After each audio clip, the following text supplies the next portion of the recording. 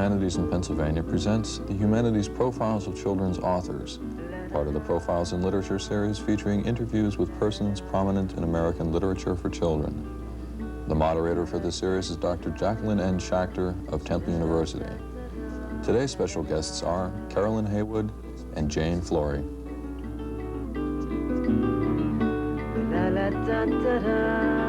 Our special guests are two Philadelphia author illustrators, Carolyn Haywood, whose books are for the primary grades, and a specialist who writes for the intermediate grades, Jane Flory. Welcome to you both. Thank you. With us is my Temple University colleague, anthropologist Judith Good. Are your sons of reading age for our guest books? Two of the three of my sons still are, but one has passed through. Also with us is my companion on the Profiles series, Carolyn Field, coordinator of work with children for the Free Library of Philadelphia. Thank you, and welcome Carolyn and Jane. We'll focus first on Miss Haywood, who, like Carolyn Field, is a distinguished daughter of Pennsylvania. In what year were you given that honor? In 1969. This 1970 photo shows you recipient of the Drexel University citation after a conference on the forgotten child, the 7 to 10-year-old reader. What made you decide to write for this forgotten child, the younger reader? See, I taught school. I taught third grade for a short time, many years ago, and there was very little available for that age group as far as children's literature was concerned. And I guess it was then that I felt I wanted to do something for children, but I really wanted to illustrate books for children. I hadn't thought of writing books at that time. Well, since 1939, you published 40 books. That's really one a year, and sold over 1 million copies, Carolyn. That's right. Fantastic. Well, the 40th is coming out next year. And you published the first 8 with Harcourt, and That's then right. the rest have been with Morrow. That's Well, right. what's the story on that? Well, you see, Elizabeth Hamilton left Harcourt to go to Morrow, and most of the authors went with her, and I went with her, because after all, your editor's the most important person in the company. And I fell into the hands the next year of Margaret McElderry, which was a great joy, so that I did my last book for Harcourt with Margaret. Yes. One time you told me that you lived in the house that Betsy built, from your Betsy books, but you have another name for it, and what is it? Good Morrow. Good Morrow. Well, that's a very good title, with 32 of the books published by Morrow. And here's a picture and a photograph, a drawing of your house, Good Morrow. Yes, it's part of a Christmas card. Here's the artist at work in her studio on a child's portrait. Where did you study art? I studied at the Academy of Fine Arts, and I painted mostly, although I had expected to study illustration. But Henry McCarter, who was then supposed to teach illustration, was much more interested in painting. So I finally went and studied privately with Jessie Wilcox Smith and Elizabeth Shippen Green. And I also served as an assistant to Violet Oakley when she was doing the mural decorations for the state capitol. So I had experience as a portrait painter, as a mural painter, and as an illustrator. So I enlarged my borders. And here's a photo of a portrait that you painted in London, and one of our Philadelphia authors, Lloyd Alexander, who won both the Newbery and the National Book Awards. Have you painted many portraits?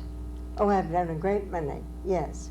Both children and adults, or just adults? Well, mostly children. Mostly children. Mostly children. I love to paint children. And I don't know how many I've done, but I've done several over in London, and I've done quite a number here. You have such a long history as an artist. What made you decide to write for children? As I said before, I was interested in doing illustrations, and through showing illustrations to editors, I met Elizabeth Hamilton. And Elizabeth suggested that I write a book. And she really gave me the whole idea for B is for Betsy. She said that she couldn't find anybody to write about little American children who were just doing the things that little children like to do. She said there are loads about foreign children, but she said, I can imagine a book about a little girl who's 6 years old and it's time for her to go to school, and she's gotten some false impression about it and she doesn't want to go, but she has to go, and it all works out in some sweet way. And that's the way she said it to me. She said, you could do that, I'm sure you could. So I went home and wrote B is for Betsy. What are the basic themes in your books?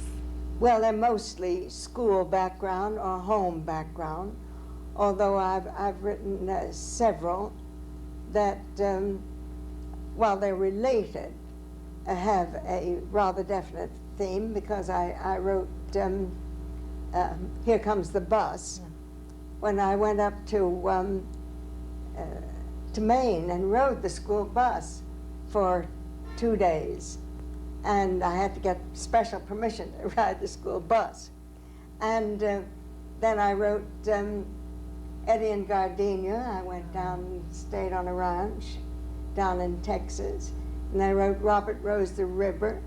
I stayed with friends who lived on the Thames, and they had a little boy who was very much like Eddie.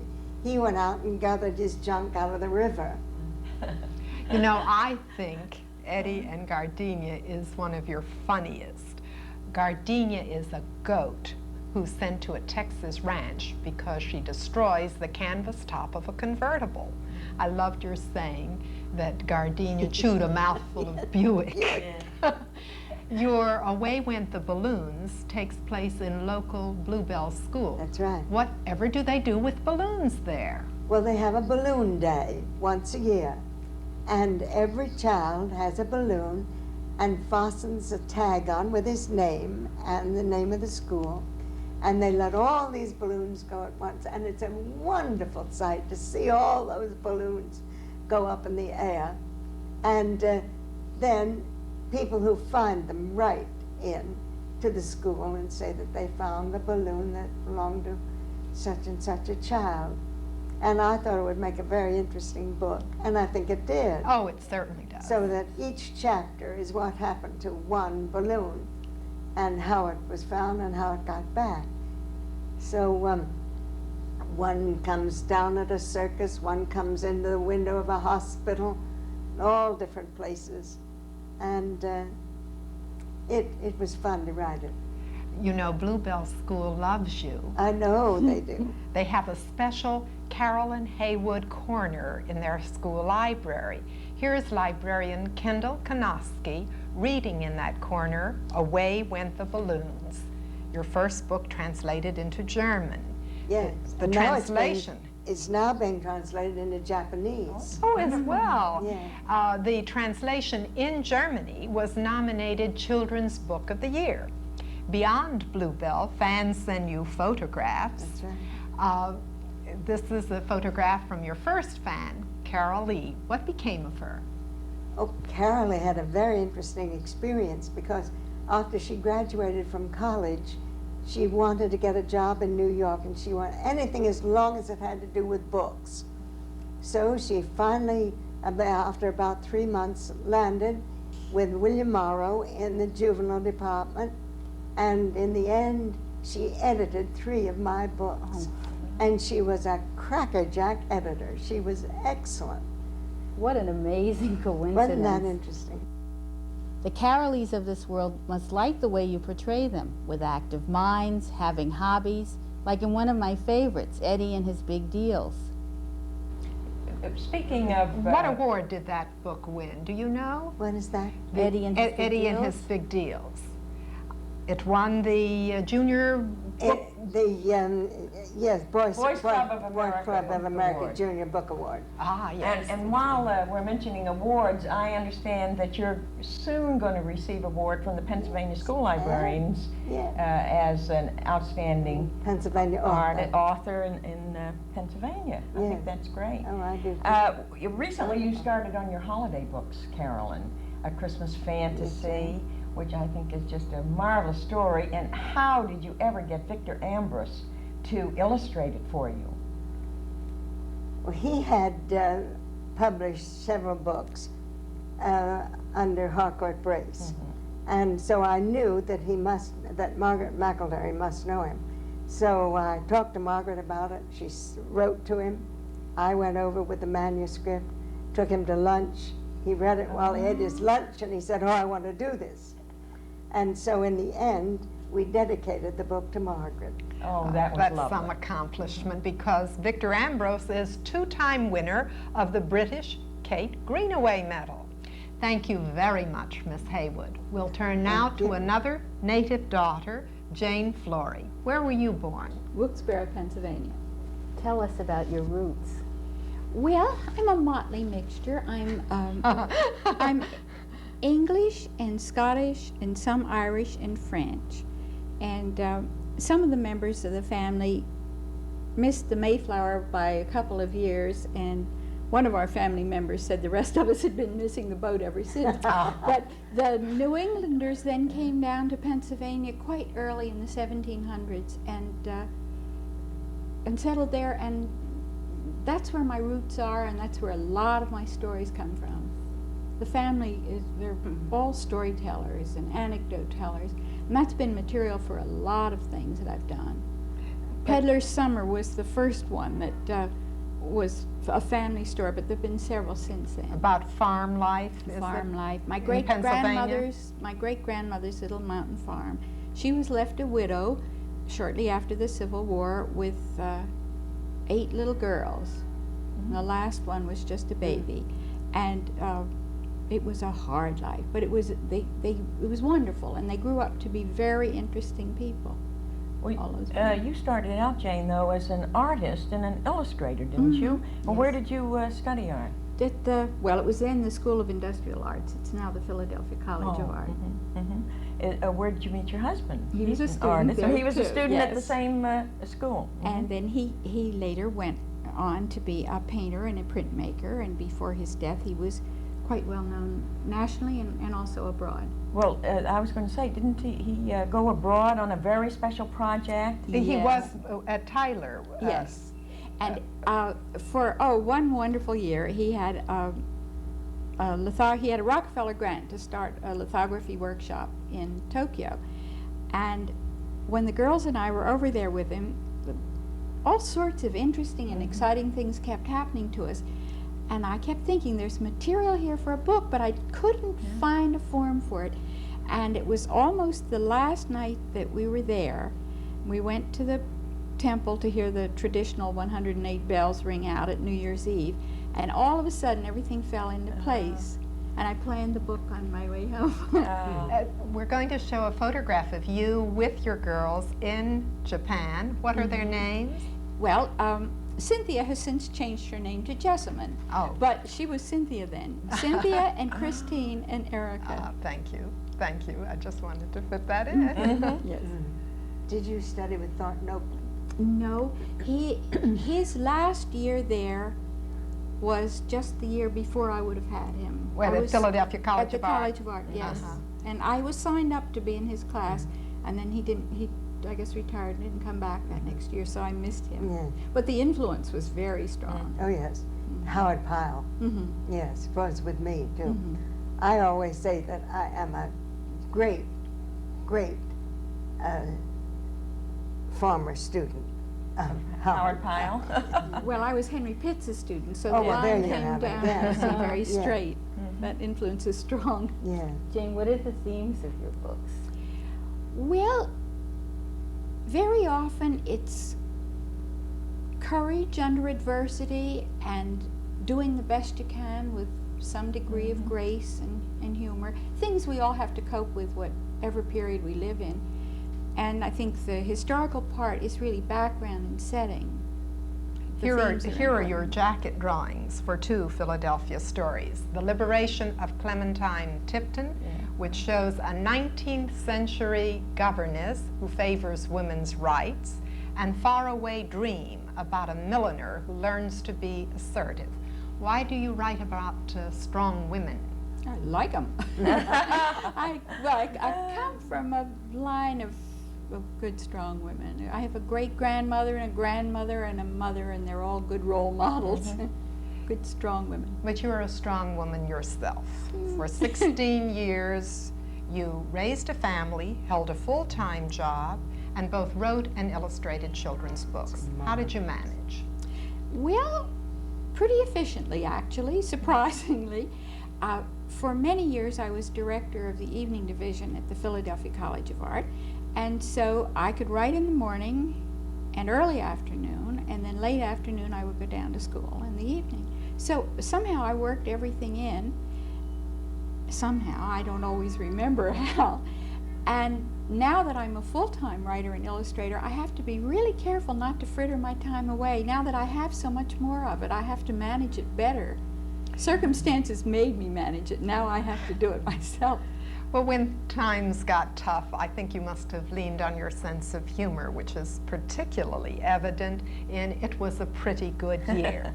What inspired you to do this South Philadelphia story?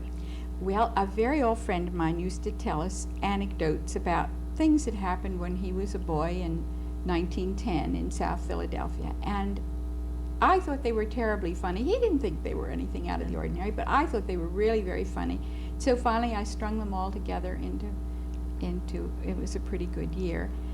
And I think that times have changed, but I think maybe the attitudes and the interests of a 10-year-old kid aren't that different.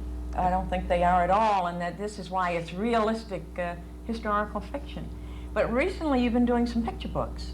Why did you start doing picture books, and you're not illustrating them yourself either? Well, you know, I did picture books for years, and then when my children got into the intermediate book age, I started to be interested in that, and then they moved on ahead of me and grew up, and I stayed there.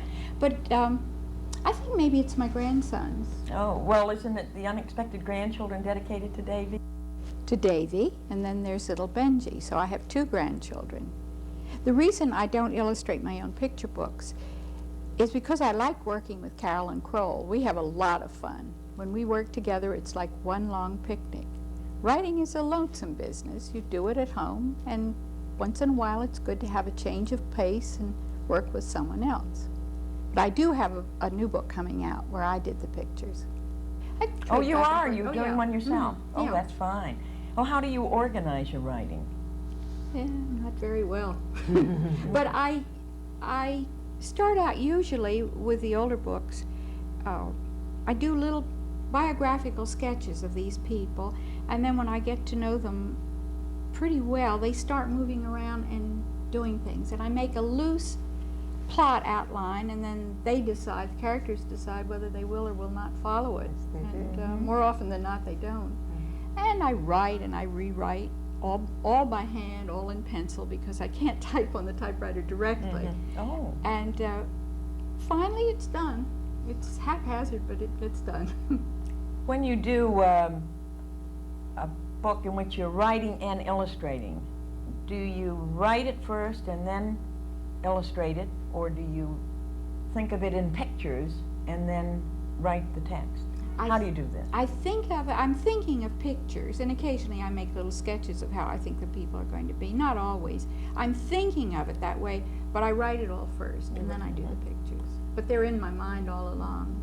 A lot of people are interested in the relationship between the author and the editor. How do you work with your editor or editors? Well, I've worked with, I've published with Houghton Mifflin for the past 20 years now. And it was all by mail until very recently. And really, yes, I hadn't. Mary Kay Harmon was my editor at Houghton for years, and I didn't meet her until just a couple of years ago. And now I'm working with Walter Lorraine, and I went up to see him just yesterday. So it's been by mail and telephone, endless telephone calls. But and a very close, friendly, personal relationship, but we didn't really know each other I except think by that's letters. amazing. Your editor has come in to visit with you in your home, hasn't she? Oh, yes. Either I go over to her or she comes over to me. That's Connie Epstein. Connie Epstein, yes. From our Yeah. She's a wonderful editor. Just great. We have such a sense of rapport. That's wonderful. Yeah. It helps. How does the editor help both of you? I'd really be interested. Jane, you tell us, and then I would say with Walter Lorraine, he steers and guides when I get into a real mess, and when I yell for help, he helps. But on the whole, he lets me go pretty much the direction I want to go. how do you work with your editor? Well, Connie goes over the first half of the book, and then she makes, she gives me her reaction, and makes suggestions. Sometimes she'll say, I think this needs to be a little more dramatic, or bring out this character a little more. And sometimes she will say, you'll have to make it a little, you'll have to add to this, flesh it out a bit. And that's the way we work together. I was wondering, we just heard that Carolyn has her books translated into German and won an award, and I imagine many others have been Japanese. translated in Japanese and in many other languages. All of the Scandinavian languages. Have been All of the books are in Scandinavian And languages. I imagine we have some of them in our library You because we have a may. large foreign language collection. What about you, Jane?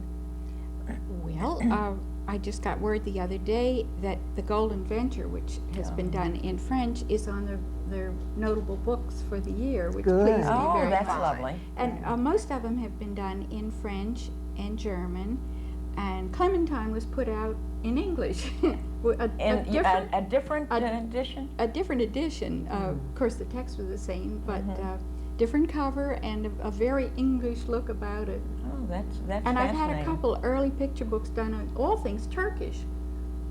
I can't imagine How interesting. what the connection was there, but that's... You Well, haven't had any contact with your translators? Yes, Yeah. I got a lovely letter not too long ago from the woman who has done them for years for the German publisher.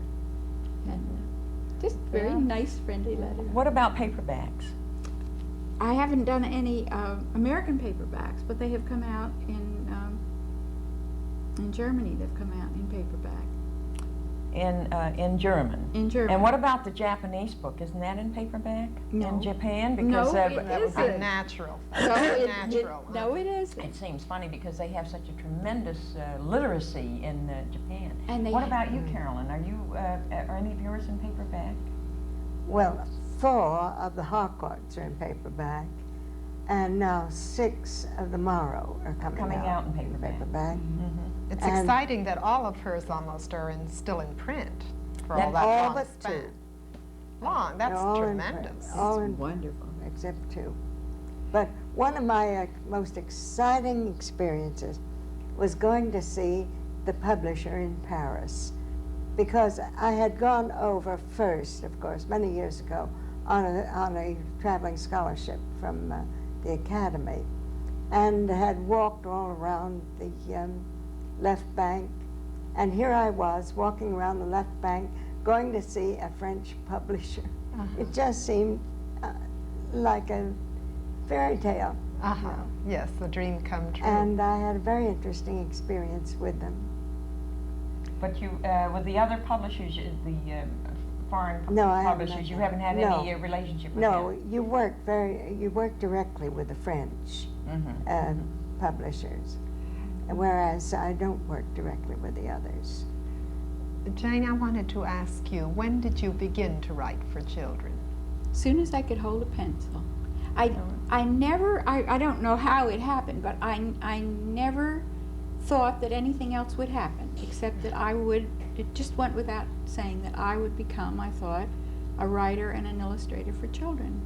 And what about it being a reader? I've often Oh. wondered how many, sometimes writers aren't always readers when they're growing up. well, in our family we were. My father wrote very well, and we were all readers. We thought of the town library as an annex to the house. Which we love. And- As librarians, thank you. Well, fortunately, my children were that way, and now my grandsons, I'm delighted to say, are terrific with books. Even the little one goes in his stroller and picks out his books at the library. How do your children feel about you as an author? Do they want to read the manuscript? Oh, well, they took it for granted when they were little. They thought that this is what everybody's mother did, and it wasn't until they got to school that they found there were mothers who didn't.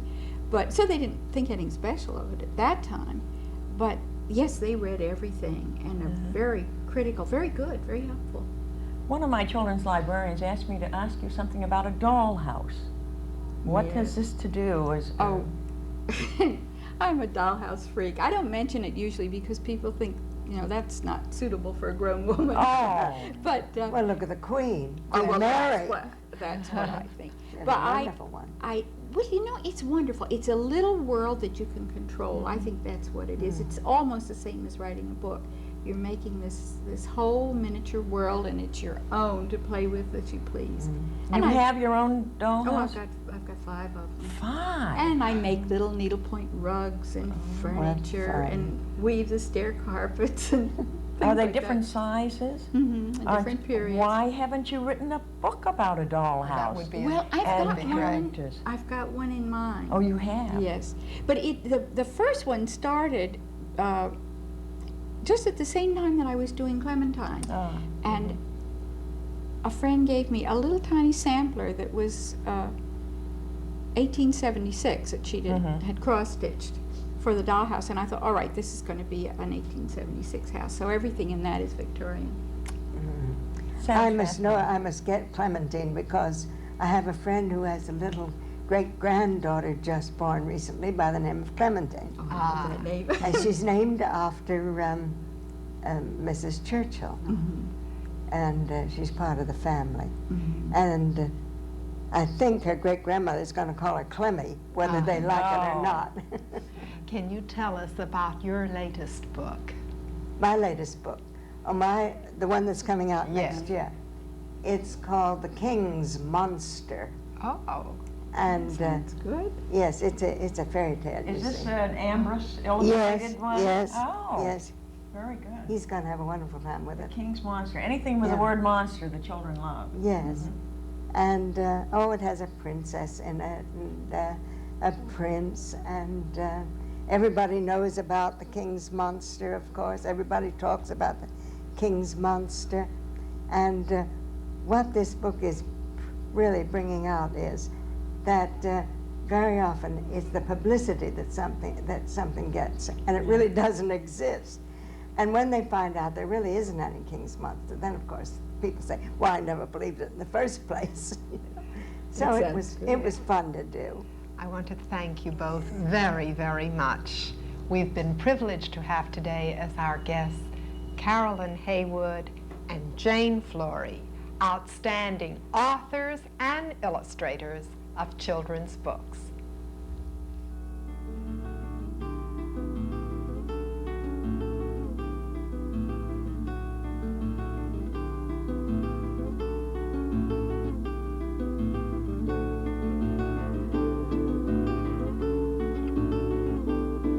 La la la